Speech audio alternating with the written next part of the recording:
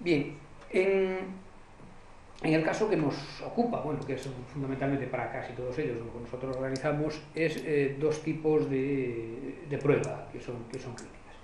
Es una prueba en este caso, de evaluación de la realidad del testimonio. Judicialmente le llaman credibilidad, para nosotros es realidad, pero bueno, se entremezcla todo. Y después de la valoración del daño psicológico que pudiera haber. El problema, más o menos, es el siguiente, y se nos planteó eso en los años 93, 92, no sé, no recuerdo muy bien la fecha más. Nos lo plantea en un determinado momento que en las agresiones sexuales, o en las denuncias de agresiones sexuales, porque cuando entramos aquí ya nada es lo que realmente es, sino que nosotros estamos obligados ya a cambiar la perspectiva totalmente. Las emociones no existen, la empatía no puede existir, nada de eso puede existir, sino que lo que tiene que existir es la razón, nada más, y la prueba. No le podemos dar más que pruebas, y las pruebas han de ser irrefutables, si no el caso está totalmente perdido. Entonces nosotros utilizamos la máxima de que cuando la emoción se impone a la razón, en nuestro caso concreto, comienza la depresión y comienza la problemática de la que sea ética, moral, personal, social, etc. Bien, digo esto porque nosotros podemos pensar lo que pensemos, tenemos nuestra capacidad personal de pensar, por supuesto, y vemos cosas tremendas, al final uno también se va haciendo a ello, ¿no? Yo no veo cadáveres, pero bueno, el que ve cadáveres es cierto que comen no tiene mayor problema en comer delante de un cadáver, ¿no? Si es necesario, esto hay que verlo así, todo el mundo lo entiende fácilmente, pues nosotros vemos, no el cadáver, vemos un vivo que es peor que un cadáver muchísimas veces, y hay que saber mantenerse, y las emociones tienen que quedar totalmente al margen mientras estamos trabajando. Otra cosa es que cuando uno se para en frío, pues siempre queda sorprendido nuevamente, que le parece que no podría ser. Bien, digo esto porque como empieza, porque después simplemente explicaré así en general y lo veremos muy rápidamente por cuestión de que hay poco tiempo, que es lo que realizamos en términos de técnica, que es quizás lo que hacemos en el día a día, comprender por qué lo hacemos, pero para verlo pues hay que leerlo y buscarlo detenidamente, y yo aquí no puedo explicarlo en este tiempo, pero sí las claves. Pues en los años 90 se nos plantea un caso que no sabíamos muy bien qué hacer. Era una situación de pérdida judicial clara, y ya no sabemos cuánto, ni qué, ni cómo, pero estamos perdidos. Y empezamos por las agresiones sexuales, inicialmente a mujeres, agresiones de todo tipo, violación, abuso, etc. Y el problema que se planteaba era el siguiente, y era que los agresores, como el agresor, bueno, puede ser que lo sea o no lo sea, pero bueno, eso lo decidirá su señoría, nosotros ahí ya no podemos entrar. Puede ser realmente un agresor y su señoría decide que no hay pruebas suficientes, y nosotros tampoco podemos decir absolutamente nada. Es decir, en estos términos eso no quiere decir que en términos sociales, en términos sanitarios, etcétera, no haya una víctima, pero no la va a haber judicialmente, ¿eh? Que a veces se ha vinculado, y esto ha sido un error grave y ha perjudicado a mucha gente, vincular una víctima social o sanitaria con una víctima judicial, porque la judicial tiene unos procesos, y el hecho de que no condene no niega que no sea víctima. Sin embargo, se ha equiparado, y esto ha sido un error que ha traído perjuicios graves. Bien, decía que nos plantean la siguiente situación, y era de situaciones en las que se presenta una denuncia de una agresión sexual y el agresor señala que es consentida. Agresor entre comillas, porque el agresor decidirá al final, ¿eh? Para nosotros el agresor entre comillas. Bien, claro, judicialmente se vuelve al punto de partida. Es decir, se han quedado fundamentalmente sin pruebas, porque aunque tuvieran pruebas biológicas, que las podría haber, es exactamente la misma. Por ejemplo, el semen es exactamente igual si hay una violación que no lo sea. Estamos hablando del mismo tipo de pruebas, y todas estas pruebas que aparecen tipo CSI quedan muy bien ahí, pero después a la hora de la verdad pues hay dificultades, muchísimas dificultades, cuando se lo plantean a un juez que va a decidir y que no sabe nada del asunto y que necesita total, absoluta certeza para poder condenar. Por eso cuando no condena no quiere decir que no lo sea, sino no tengo la certeza absoluta, cuando tenga alguna duda no lo hace. Este es el asunto. En este contexto, bueno, nosotros teníamos conocimiento de pruebas que se habían realizado ya en Alemania hacía años con niños para casos de abusos sexuales, en los cuales empezaron a realizar pruebas psicológicas, fundamentalmente porque, claro, los temas ya de los niños pues quedaban casi siempre en la nada, ¿no? Todas las acusaciones de abusos, porque el testimonio del niño que aguante en términos judiciales, es que no aguanta nada, ¿no? Y les pregunto yo a ustedes, por ejemplo, ¿quién es más víctima más probable, ya que el agresor es racional? un adulto o un niño, es probar un niño, y que decirles de los deficientes, que es el gran grupo de los olvidados, ¿no? Los deficientes, la probabilidad de que sufran todo tipo de agresiones físicas, sexuales, maltrato, es enorme, no sabemos ni cuál es, pero yo no creo que baje de un 70 o un 80% de los casos, ¿no? Así a grosso modo, y está en ese limbo aún en el cual nosotros hemos creado algo para ellos, pero judicialmente no se persiguen, otras cosas ni se denuncian, y normalmente cuando se denuncian pues se desestima rápidamente, la Fiscalía los desestima porque entienden que no hay pruebas. Se pueden hacer, no en todos los casos, pero hay casos en los que sí se pueden hacer. Se ha hecho con personas sordas, se ha hecho con personas disminuidas psíquicamente sin el problema, se ha conseguido también sin problemas con personas con psicopatologías graves, ¿no? Procesos esquizofrénicos, no quiere decir que no sufran agresiones, sino que además hay que saber que son los más probables. Pues digo que el agresor es una persona racional, bueno, llamamos racional con entrecomillado, porque también lo hace igual un león cuando va a cazar, ¿no? Caza lo más fácil, ¿no? El agresor al final también coge lo más fácil, aquello que es más fácil y que tiene menos probabilidades de ser perseguido. Esta es la estrategia fundamental que utiliza.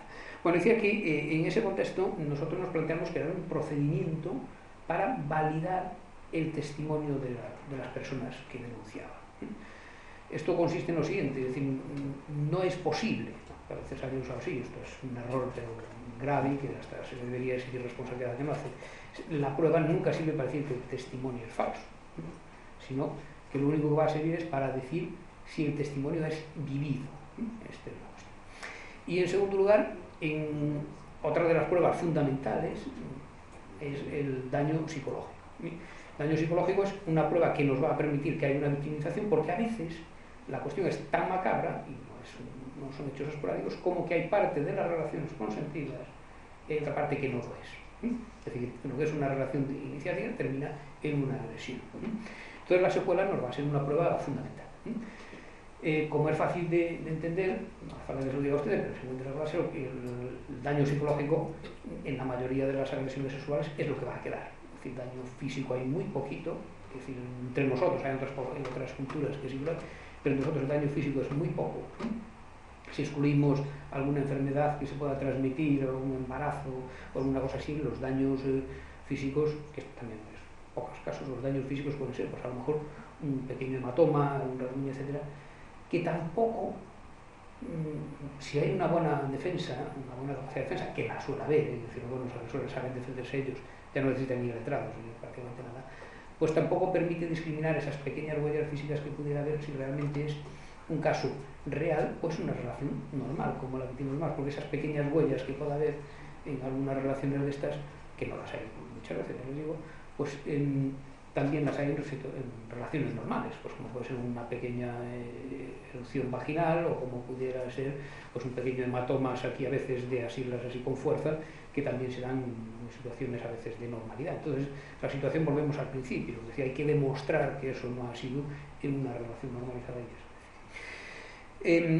Para este contexto nosotros creamos las dos tipologías. La primera que había fundamentalmente era la de la credibilidad para los menores, para ponerles un cuño, por así decirlo, de garantía de que ese testimonio era algo que había vivido esa persona frente a cosas que podía haber fabricado, inventado, imaginado, o sea, las que era, ¿no? Bien, ya digo que no vale para decir que se lo ha inventado, porque hay gente, sobre todo en casos de violencia de género, que hay dificultades extremas a veces para que colabore, y es exactamente igual que las que se fabrican, es decir, eso tampoco vale. Entonces por eso no vale para lo contrario, vale para una cosa pero no vale para otra. Bien, las pruebas estas, la primera de credibilidad se basa en lo siguiente, y es que la memoria de lo que hemos vivido y de lo que fabricamos, inventamos, seamos o no conscientes, o sea, no importa, es distinta, no tiene las mismas bases, no se recupera exactamente igual. Entonces lo que nos dedicamos es a buscar qué criterios nos permiten diferenciar una memoria de otra. Esta es la cuestión. Para que se entienda un poco. Cuando nosotros inventamos algo, porque todos los que estamos aquí, ya sé que si lo decimos, mayoritariamente decimos yo no miento, pero bueno, aunque no mentimos supuestamente, después en la realidad decimos otra cosa totalmente distinta, o actuamos totalmente distinto, pero en todo caso sí que sabemos cómo se miente, sabemos cómo realizamos una mentira, de tal forma que cuando inventamos algo, fabricamos algo, que es una mentira, se fabrica, es una fabricación, Bueno, ¿qué hacemos? Lo hacemos una cosa normalmente pequeña, sobre todo en relación a la importancia que vaya a tener después. ¿Por qué? Pues porque tenemos que aprender bien, tiene que ser coherente y consistente en el tiempo, tiene que ser perfectamente estructurada, perfectamente arreglada, y no solo lo hacemos así, sino que además fabricamos la mentira o el engaño o en función de la persona a la que le vamos a contar este evento. Es decir, no mentimos igual a nuestra pareja que a nuestros hijos. No le contaríamos lo mismo para la misma situación. No cambiamos, ¿no? Igual a nuestros padres o a cualquier otra persona. Bueno, en el contexto judicial es exactamente igual. ¿Qué ocurre en el contexto judicial? Que las personas saben, todos sabemos, que se nos va a preguntar por el evento, se nos va a repreguntar y se nos va a hacer un interrogatorio. Entonces, ¿qué es la estrategia que se utiliza normalmente en estos casos? Para este tipo de eventos, que son casi generalizables a todos los contextos, ¿no? Pues es el preparar algo que sea medianamente breve, etcétera, bien aprendidito, bien estructurado y que sea lo perfecto, lo que debería pasar. Y la realidad, no, la memoria de la realidad no funciona así. Por ejemplo, si hemos sufrido un accidente de tráfico, que muchos los hemos sufrido, si no sufrimos algún percance de tráfico, cuando vamos a contar el percance de tráfico, ¿cómo lo contamos dos veces igual? Lo hemos vivido, es cierto, ¿lo contamos igual? No. Hoy lo contamos de una manera y mañana lo contamos de otra. No es exactamente igual. Y además, cuando contamos un accidente de tráfico, lo contamos en plan secuencial, como una historia narrativa, etc. No lo contamos como una historia narrativa, a menos que ya estemos muy viciados de contarlo muchas veces, sino que lo contamos en la imagen mental que nos viene al momento, precisamente el impacto. El impacto del accidente o lo que fuera, ese sonido, etc., lo primero que nos viene, y esa sería la forma. En todo caso, si el individuo no lo hace, la técnica forense consiste en ayudarle a recuperar este tipo de memoria, para eso se trata. En resumidas cuentas, la cuestión fundamental es que la memoria de lo vivido es una memoria perceptual, sensorial, ¿no? Tiene imágenes visuales de los hechos, imágenes auditivas, etcétera, de todo tipo, que son las que vamos a intentar recuperar, mientras que el otro no las tiene, simplemente una construcción narrativa. El buen mentiroso, el engañador, ya sabemos que lo que hace es entremezclar, pero entremezclar antes del evento, pero lo que es el evento, como no lo tiene, es el que se da. Entonces hay que depurarlo y hay que limpiarlo. Forma parte de la técnica forense. Bien, entonces, buscando esas características de hechos reales con hechos inventados o imaginados, lo que nos permite es saber si la persona lo que ha narrado, hay que tener en cuenta que nosotros hay un tipo de error que no podemos cometer, entonces otros sí. Nosotros no podemos decir que esto es cierto y que haya una probabilidad entre 100 de que no sea cierto. ¿Por qué? Porque una vez que decimos que eso es cierto, el caso está cerrado, que esa persona está condenada, esto es así. Entonces el error se puede producir en el otro lado, igual que judicialmente funciona así. Es decir, no somos capaces de decir que es cierto y, cierto me refiero de algo vivido, experimentado por la persona, y se quedaría a lo mejor en ese limbo casos ciertos. Lo que tardamos es de reducir cada vez más ese número, pero queda. Esto es así. Y el cero absoluto va a ser imposible. Esto hay que tenerlo siempre en cuenta. Entonces, quiere decir que tenemos que hacer este tipo de correcciones. Bien, y después, en segundo lugar, tenemos el daño psicológico. El daño psicológico, inicialmente, pues no teníamos previsto para este tipo de casos de agresiones sexuales, que era una prueba fundamental, después fue generalizando a muchas circunstancias, y ahora, con la ley de violencia de género, resulta que antes de que esto estuviera, por decirlo, realmente controlado y sabido muy bien cómo hacer la prueba, pues la ley se anticipó, es decir, nadie preguntó ni por qué se anticipó. Entonces, claro, cuando hablamos, por ejemplo, de violencia psicológica, legalmente nos exige que demostremos un daño. Sin daño no hay víctima y por tanto no hay caso. Esta es la situación que se plantea en términos legales. Bien, para que entendamos un poco cómo lo ven en perspectiva legal, no es solo la palabra, sino cómo la interpreta, para que ellos lo entendamos.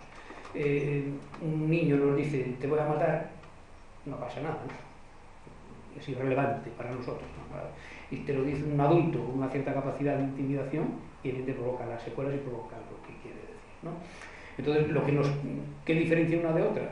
Diferencia el daño, es decir, pasa a lo que sería al receptor y a la percepción que tiene el receptor, en este caso la situación crítica para nosotros. En estos casos no se exige directamente la demostración de ese daño. Sin daño no lo tienen y no hacemos nada. Bien, vamos a ver así rápidamente un poco